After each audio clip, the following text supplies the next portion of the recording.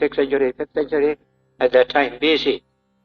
So, one philosopher will say, water is the primary element in the world. Everything has come from water. Some will say, fire. Like that, so many speculative ventures are there. The speculative ventures continued. They could not come to any conclusion. And in the modern period, physical science has developed by studying external nature, either in its material form or its biological life form. They have not come to a conclusion. They are only surmising it may be this, it may be that, etc. But in India, as I will show from a beautiful passage from a lecture of Vivekananda, we tried this method of going out and saying, this is the primary cause of the universe, this is that, like that. We did not get satisfaction. That change came in India. That change is what brought about the great Upanishads. We studied the human being in depth. There you may see the mystery of the whole universe. The mystery of the world pulses in the mystery of man, human being. Let us study that. That is the impulse behind Upanishads. They had the effort, as modern people have done, dealing with the external world, but they didn't succeed. Vivekananda's language and expression is very, very instructive in this context. Here is that lecture delivered on his return from Europe and America, 1897, in that famous book, Lectures from Colombo to Almora. This is the lecture in Calcutta. Vedanta in all its phases. That is the subject of that lecture. First lecture was reply to the reception Calcutta gave. Second lecture is this, Vedanta in all its phases. And there comes just a beautiful expression. In the Samhita portion, the earlier portion of the Vedas, Samhita, Brahmana, Samhita portion, all these attempts are external, trying to understand the meaning of the world by studying external phenomena. As everywhere else, the attempts at finding the solution of the great problems of life have been through the external world. And just as the Greek mind or the modern European mind wants to find the solution of life and of all the sacred problems of being by searching into the external world, so also did our forefathers. We tried all these methods. But just as the Europeans failed, our forefathers also failed to find solution through that kind of study. But the Western people never made a move more. They remained there. They failed in the search for the solution of the great problems of life and death in the external world. And there they remained stranded. That is Western thought today, so far as the main problem of truth is concerned. Our forefathers also found it impossible to answer this question by studying only the external world. But they were bolder in declaring the utter helplessness of the senses to find the solution. This modern man has not yet done. Modern science has not yet done, but they are at it.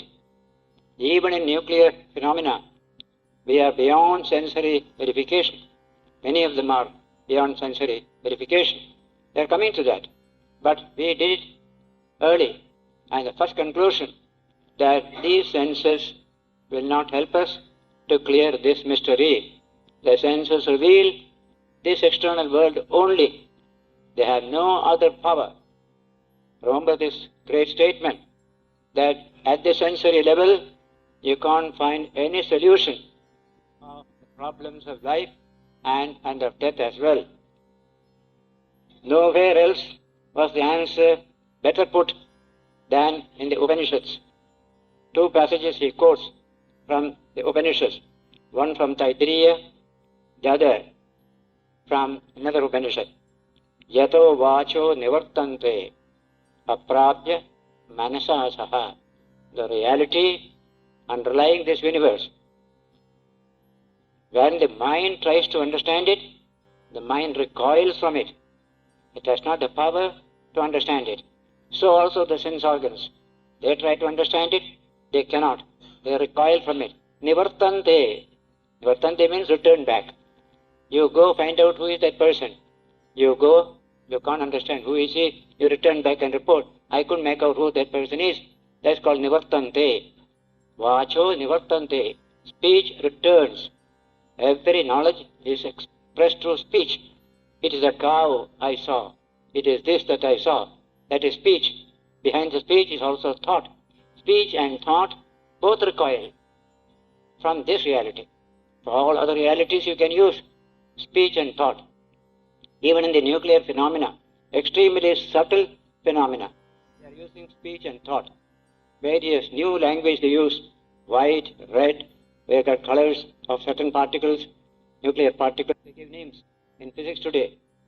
We can use speech and thought at all sensory level, but there is na tatra chakshut gacchati, na vag gacchati, na mano. This is from Chandogya Upanishad. There the eye cannot go, nor can speech reach. This is the language.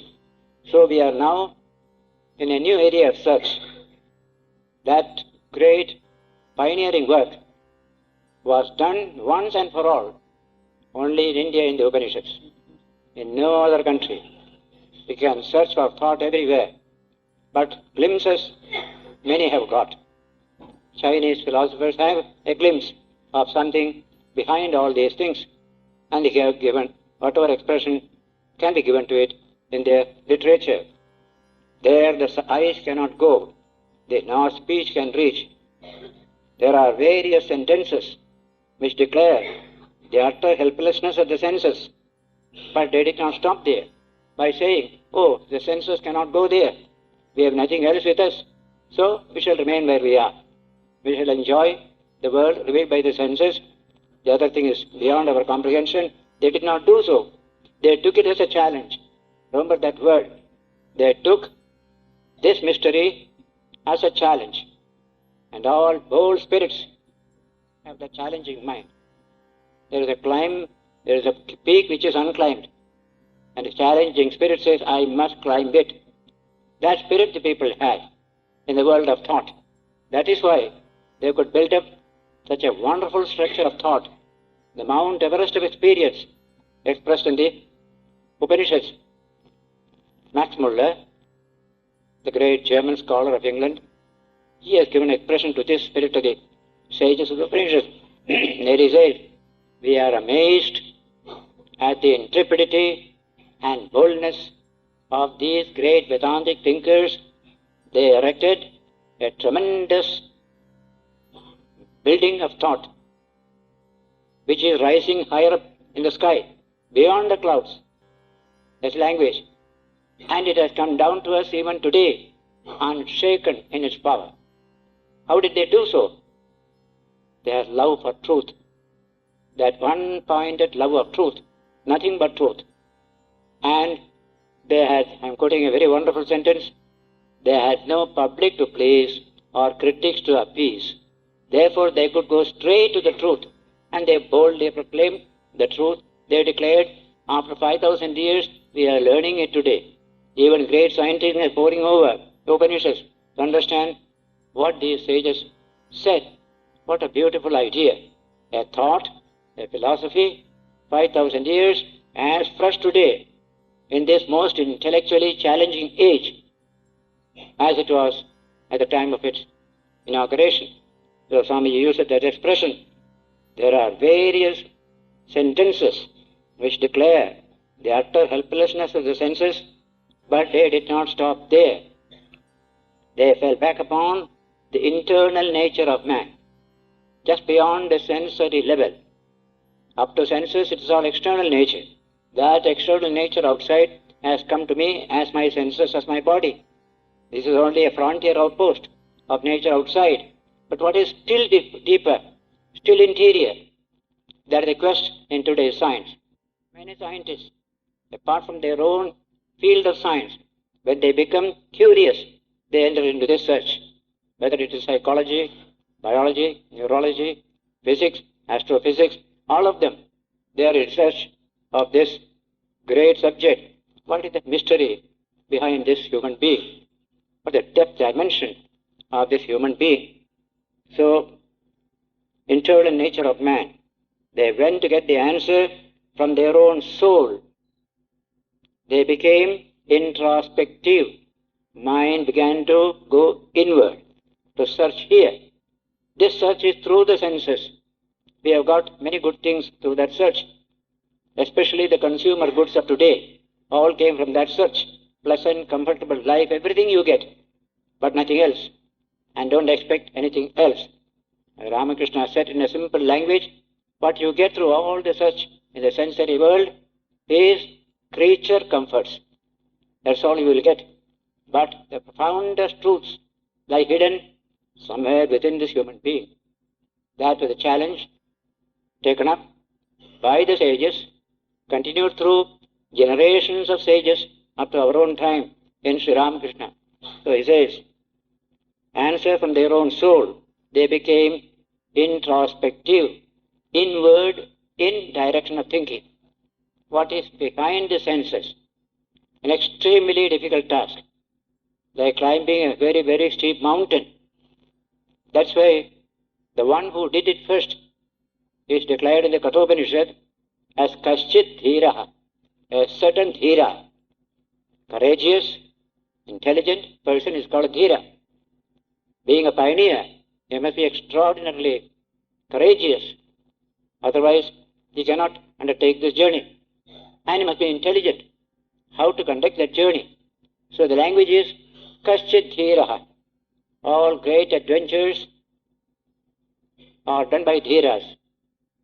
I often love to refer to Nansen, who discovered the North Pole. He was a Norwegian. So when I went to Oslo, I saw the museum of Nansen, the ship he used and other gadgets, etc. Nansen Museum. I was very much impressed. And people told me Nansen built a ship fit for travel in the North Pole, in that polar sea. And his wife gave a name to that ship. That's called Fram. Now, Fram in Norwegian means forward. We want a ship that will go forward, not backward. You see, all advance, all progress is forward. So that word is beautiful. Fram is the name given to the ship. And when he started on his adventure, he gave himself a message. What is that? Whenever you are on a great adventure, do two things. Cut the ropes, burn the bridges behind you, then only forward will remain for you. Cut the ropes, burn the bridges behind you. That's what Nansen did. That's what the sages did when they undertook this profound adventure, the profoundest in human experience, to declare the truth of the Atman, the infinite, the immortal, the divine, within this tiny human frame. So Swamiji says, they became introspective. They gave up external nature as a failure so far as discovering the primary truth is concerned. Other things it has done plenty of good. We learn external nature, we find its rules and regulations, it helps us to build up our life, little civilization, culture, all that we can get. But on primary matter, as to the truth of this existence, you can't get a final answer. It is an indeterminacy you will get in here. The whole thing is indeterminate.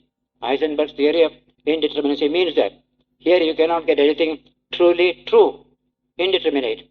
Relative you get, not the absolute. The world of relativity. That is today's conclusion. That was the ancient conclusion as well. This world is a mystery. Mahatbhuta, anirvachaniya rupa. Shankaracharya says in the Vivekananda, this whole external universe is a Mahatbhuta, is a great wonder. When you speak of astronomy, millions and millions of stars separated from each other in millions of what you call miles and miles, and expanding the whole world is there. What tremendous existence around you. It is a mystery. a profound mystery. We try to clear up a little by little, and yet ultimately it remains a mystery and a great wonder. Mahatbhuta, anirvachaneya rupa. You cannot define it at all. Indefinable is the nature of the world. When you define it one way, it becomes something else. If you define it the other way, it becomes still something else. In this way, the language, indefinable, indeterminable, enters into physics. In Heisenberg's theory, the movement of an electron is indefinable. If you know the position, you will never know the velocity. If you know the velocity, you will never know clearly the position. Both are needed to define it. So it is indefinable. So this language we had in ancient times, it repeats today. After all this enormous laborious search by brilliant scientific minds, same truth we come to. But then comes the question, shall we stay on here? There is a talk going on in the Western world. Has science come to the end of its tether? Will only technology remain? Gadgets, preparing of gadgets, practical chemistry, practical this, practical that. Will that remain? Or will science remain? Search for truth, will it remain? That question has already come in Western science, because the senses cannot reveal deeper than what you find already in scientific thought. So that question is already coming. But we Vedantins say, science will not stop. Science will continue. Though particular sciences may not advance further, but the area of the inquiry will change from the external to the internal. Science of the external will now develop into science of the internal. Both are science. This science leads to that science. That's how Upanishads took it, and they did it, and what they did can face the challenge of modern science. That's what you see today. They became external, they found external nature a failure, as nothing could be done there, as no hope, no answer could be found to this fundamental question. They discovered that dull, dead matter would not give them truth, and they fell back upon the shining soul of man. What a beautiful expression. And there the answer was found. And they entered into the inner self, the depth dimension. They discovered the answer. They traced through the self, through the little consciousness that is in you and me, to the ultimate consciousness that is Brahman, from whom the whole universe has come.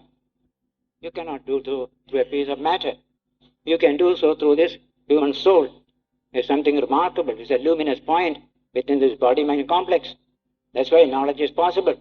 The scientist knows nature. Where from does he get knowledge? Nature did not give that knowledge. Knowledge was his nature. He himself was cultivating it, projecting it on the world. And he forgot that particular nature. Now they are turning to it. The observer, the knower, the thinker, the scientist, and the knower. Very important subject coming into physical science today. So the importance of these chapters, you will realize when you see the context in which we are discussing this subject, that they fell back upon the shining soul of man. And there the answer was found. That is what you get. Attamaiekam jnana atmana anya vacho vimunjatha amritasesha setuh. Quoting from Chandogya Upanishad, that Atma alone try to understand that one single infinite self in you, in me, in all. The whole universe is filled with that only. Tamevam ekam jnana atmana anya vacho vimunjatha. Give up all the vain talk. Amritasesha setuh. This is the way to immortality. This is all mortality. This is the way to immortality. That is the language of the Chandogya Upanishad. In the Atman, they found a solution. The greatest of all Atmans, God Himself, Brahman, the Lord of the universe, His relation to the Atman of man, our duty to Him, and through that our relations to each other. All these subjects which are most important for human happiness and welfare, these answers came only from this investigation. By studying the chemistry of a particular liquid or a particular solid, you are not going to get this blessing. That is good. Nobody is saying no knowledge is bad. But that knowledge is secondary. As I often say, a physicist sits in the laboratory, discovers some physical truth, returns home. Can that truth help him to deal with his wife and children? Not at all. That truth ends there. It may bring to you some more of beautiful gadgets through technological invention. Nothing more. Making for happy human relationship cannot be increased by more science, more technology. A science of the human being in depth we need at that time. So they go. No more is there any attempt to come to the senses to give them the idea of the infinite. These senses cannot give any idea of the infinite. Look at the sky. Your senses tell you space is infinite. Can say like that. Vast, endless. And we look at that and wonder. That's all that it can do. What is that infinite? That understanding comes only through the soul. That soul which is consciousness, that consciousness is just a spark of the infinite consciousness of Brahman. That is where the word infinite comes in. So the Taittiriya Upanishad said, Satyam, Jnanam, Anantam, Brahma. Brahman is Satyam. Brahman is Jnanam. Brahman is Anantam. Truth, consciousness, infinity. That's the nature of Brahman. That is the search that is highlighted in these Upanishads and in the Chandogya. We are in that context just now. So to introduce the 6th chapter, 7th and 8th chapters, I wanted to read this passage from Swamiji's lectures from Colombo to Almora, the famous Calcutta lecture. Now we enter into the text of the Chandogya Upanishad, 6th book. Here, as Swamiji said several places, when it comes to high principles, ideas, everything is correct. When you work out the detail, there may be a lot of imperfection. There, modern science is very helpful to us. Detailed study, modern science has done. But the overall view, everything is wonderful here. So you will see it as you proceed through the text here. The chapter begins. Om Shvetaketur Aruneya Asa. There was a young man by name Shvetaketu, grandson of Aruneya. Tam Hapita Uvacha. To him, his father said, Shvetaketu was a brahmacharyam. Shvetaketu, it is high time you go to a guru, be a brahmachari in a gurukul. He said, Navai, Somya, Asmat Kulino, Ananochya, Brahmabandhariva, Bhavatiti. None in our family has become just a Brahmana in name. Namkavasti Brahmana. Because without education, you can't be a Brahmana. So, you are not going to education. 12 years old you are. It is time you go to a teacher. Be a brahmachari there. In our family, nobody has been without that knowledge, without that education. Vidyasanam sarvadhana pradhanam. Say the Sanskrit traditional verse. The greatest wealth is the wealth of knowledge. Without it, other wealth has absolutely no value. So, father is very much anxious that in his family, none should remain illiterate. I hope this message will go round India today, so that everybody will say, I must be literate, I must be educated, I want education. Shvetaketu father's advice to all of us today in this country. So he said, Brahma Bandhuriva. A wonderful expression. Brahma Bandhu means you are a Brahmana in name. You can say, I have Brahmins as my relatives. I am not a Brahmin. I have relatives called Brahmin. That's called Brahma Bandhu. Similarly, Kshatriya Bandhu. Kshatriyas are my relatives. I am not a Kshatriya. Don't remain like that. Be a Brahmana yourself. Be a Kshatriya yourself. That's the language. Brahma Bandhu is a censoring word. It censors you. So don't remain a Brahma Bandhu in this family. And so, Saha Dvadash Varsha Upetya. He went away to a guru's house. Father had to go somewhere else. He didn't undertake the teaching of the boy. Better to go to somebody else. Just like a doctor doesn't treat himself, or this guru also didn't want to do this work. He can teach others, not his own son. But eventually he will do it also, as you will see the story developing. Going to the Acharya's house, watch Chaturvimshati Varsha, when he was 24. That means 12 years in Gurukula. He returned home. Sarva Vedan Adhitya, learned all the Vedas. Not merely Veda in the sense of this book called Veda. The knowledge available at the time is known as Veda. Veda means knowledge. He learned whatever was available at the time, including the Vedas. Vedana Aditya, Mahamana, very proud. After now I am an educated person, with that feeling, he became a little proud. Anucha Anamani, I am now highly educated. Big knowledge I have. Jawaharlal Nehru refers to a Chinese person who wore a fat belt with a big belly, making belly very big, saying, I am full of knowledge, I am full of knowledge, proud going about. The history of the world, in that book you will find Jawaharlal Nehru's statement there, a Chinese example.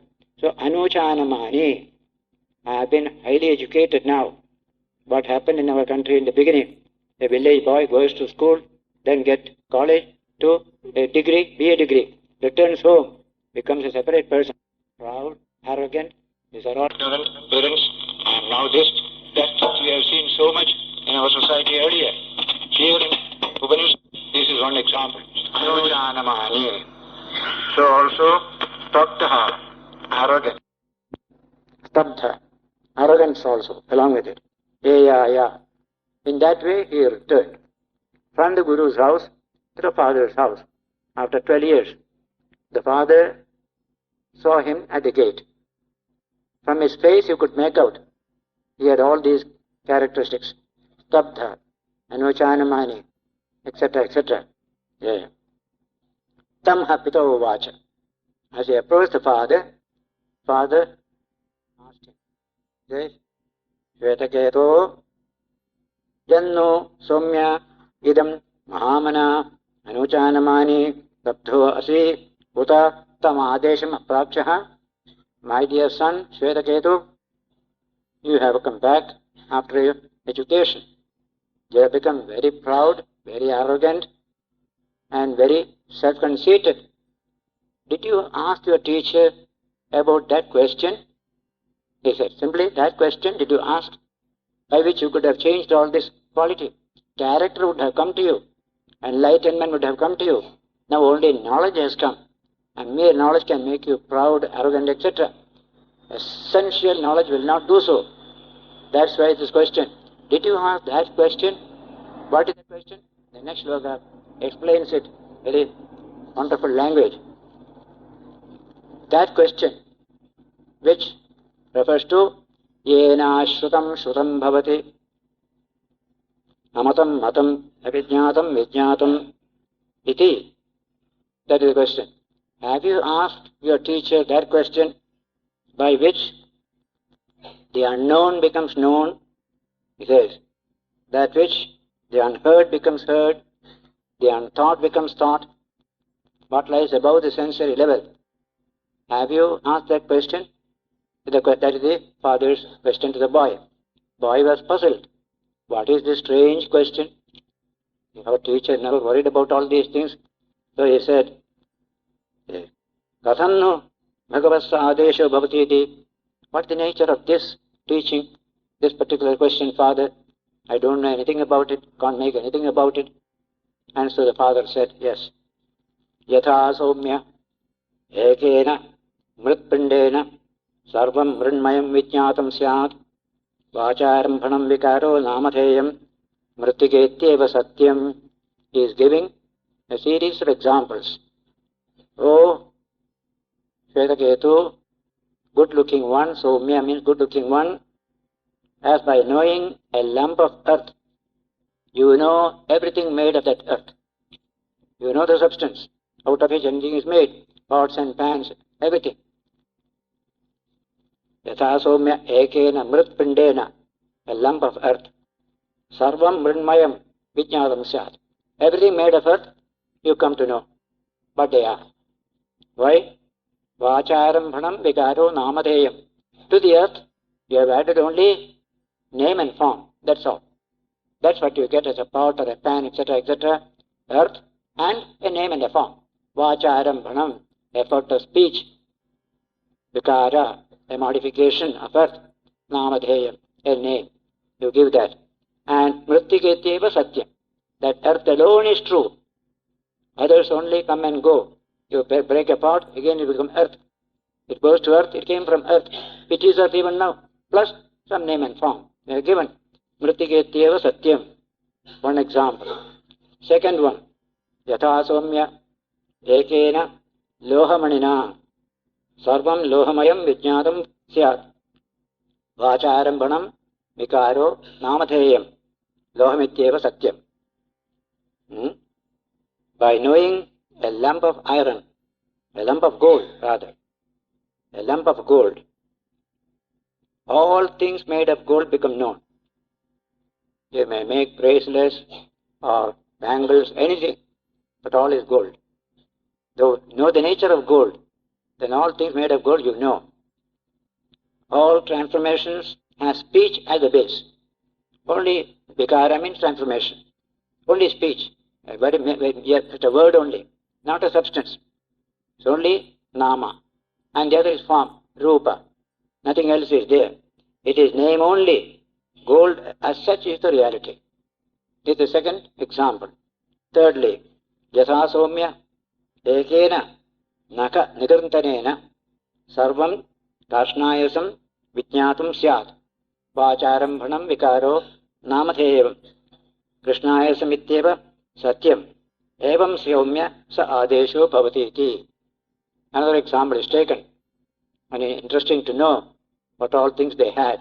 Nail cutter they had. How to cut the nail with a piece of iron, well sharpened. So this is yatha somya ekena naka nigarntanena. The nail cutter made of steel, made of iron.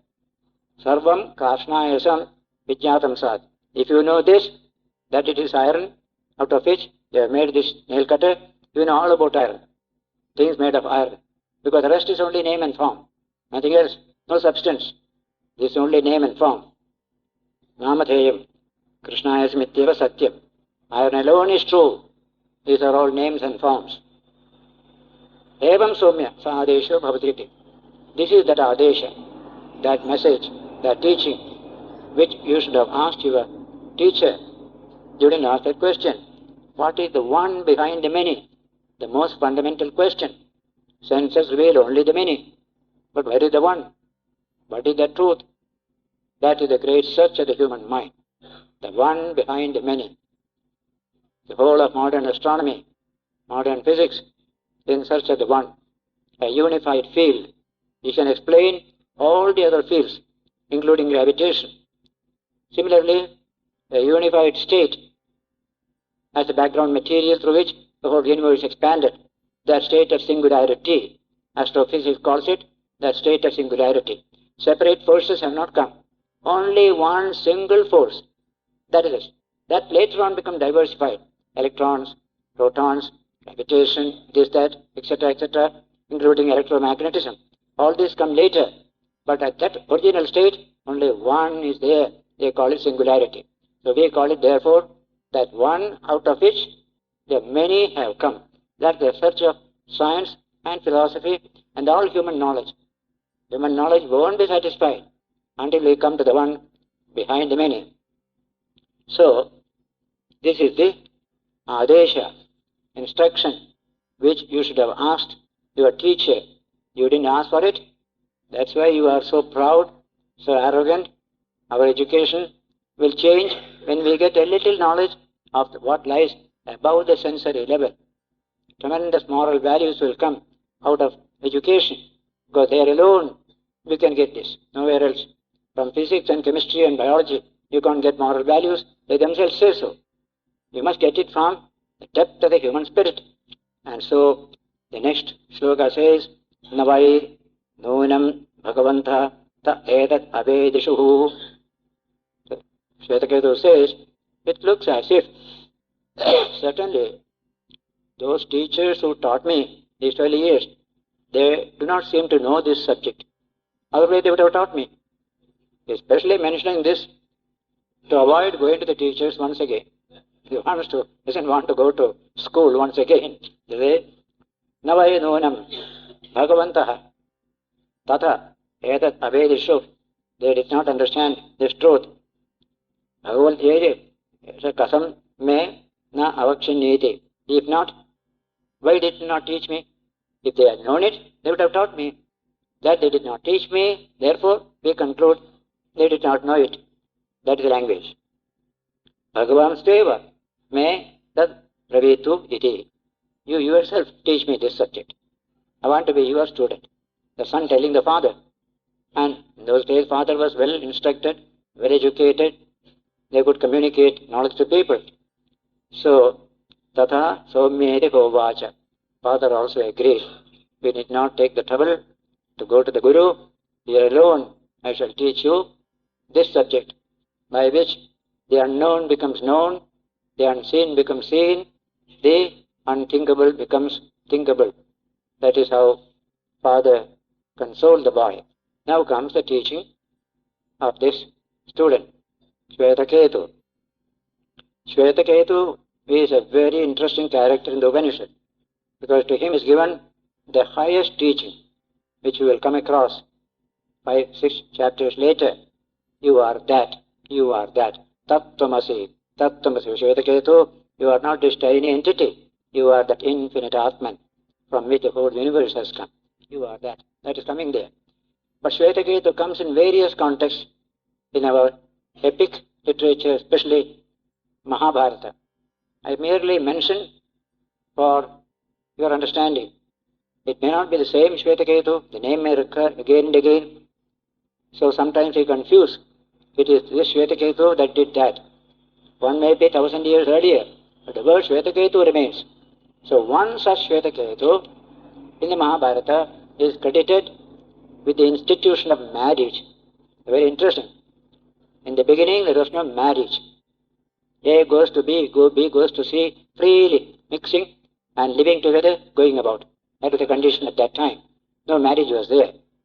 So one day, the story says, Shvetaketu was talking with his mother. A man came from there, asked the mother, come with me. And mother went away with him. Shvetaketu looked at this. What?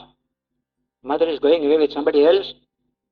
Then he said, I proclaim hereafter there will be marriage. There will be loyalty in marriage. Can't have this kind of free life. So Shvetaketu is known as the one who instituted marriage. That is the story in the Mahabharata. May not be the same Shvetaketu. Names occur. The story is there relating to this particular name in the Mahabharata. Now comes Sadeva Somya. The teaching begins. Sadeva Somya idam agra asid. In the beginning, agre means in the beginning, before creation. What existed? Sat eva, pure existence, pure being alone existed in that state. They're all so close to modern astrophysics. Only difference is they are dealing with consciousness, they are dealing with dark dead matter. That singularity means that pure existence, without any qualification, without any name and form, without any differentiation. Pure existence alone was there in the beginning. Sadeva, Sat means truth, existence, being. Sadeva, Somya, Idam means this manifested universe. You see such a diversity here, such multiplicity here. Impossible to, note down various diversities in nature. This manifested universe with so much infinite diversity, at that state was only one as pure existence. None of these existed at the time. Sadeva, Somya, Idam. this manifested universe, the technical term in Sanskrit, whenever you point the finger out into the world, we call it idam. The whole world of manifestation is compressed in one single Sanskrit word, idam. So, what is this idam? Sadeva, Somya. Only Sat, when? Agre, at the beginning of creation, beginning of manifestation, everything was one. Sadeva Somya, idamagra asit. Ekameva, only one. See that language and strength of that language. Ekameva, not satisfied, another word is used. Advitiyam, not two. See the language. Ekameva, Advitiyam, one alone and not two, existed at the beginning of creation. This is accepted by all science today, that in the beginning everything was one, no two. Duality never existed in the beginning. Duality comes later. Duality, then multiplicity, all these come later. But the beginning, everything was one. So he said, Sadeva Somya, idamagra asit. Ekameva, that word eva means alone, one alone. Stress is there. Ekameva, advitiyam, no two. Say for example, in an atom you have got electrons, protons, neutrons, many other things are there, so many energies. But you go back to that state, none of this is there. All jumbled into one. One single type of energy compressed is the background material of the universe. That's how astrophysics will say today. So ekameva, advitiyam, he says. Tat eka ahu. Some people say, Sadeva idamagra asit. What existed in the beginning, that all this manifested universe was asat, non-being, non-existent at that time. Some people say so. Everything was non-existent at the time. So the origin is non-existence. Nothingness is the origin of this manifested universe, some people say. Ekameva advitiyam. Tasmat, then what follows? Asataha sajjayeta. From non-existence, existence has to come. That doesn't look logical. How can existence come from non-existence? How can being come from non-being? You think of that question. It doesn't satisfy the human mind. So Upanishad also put that question. How can that be? How can existence come from non-existent? From nothing, only nothing will come. From something, something can come, and not from nothing. These are the 2 points of view in philosophy. Nihilism. Everything is absolutely nil. Emptiness. That is some way of expressing it. And Vedanta says no.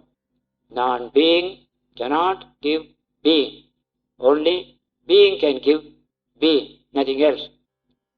Cause and effect. If effect is not in the cause, how can effect come from the cause? So cause and effect are non-different according to Sankhya, Vedanta and modern science. These are the 3. Cause and effect are non-different. Cause itself transforms into the effect in the ways of multifarious universe. Tasmat asataha sat jayeta. How can sat come from asat? Non-being, producing being. We can't think of that situation. So this, the question is asking, boy, kutastu kalu somya evam syat iti. Father himself took up this question. How can this be, my dear? How can non-existence produce existence? That cannot be, like that he says. So vacha. Katham asataha sat jayeta. How can sat be born out of asat? Is it possible? We don't find any truth in it. A seed has the potentiality of a tree. If it is not there, how can a tree come out of it? Tree was there in the cause. The effect was there in the cause. This is only manifestation. And so he himself answers, Katham asataha sat jayeteti satveva somya idamagra asit. That's the conclusion. This whole manifested universe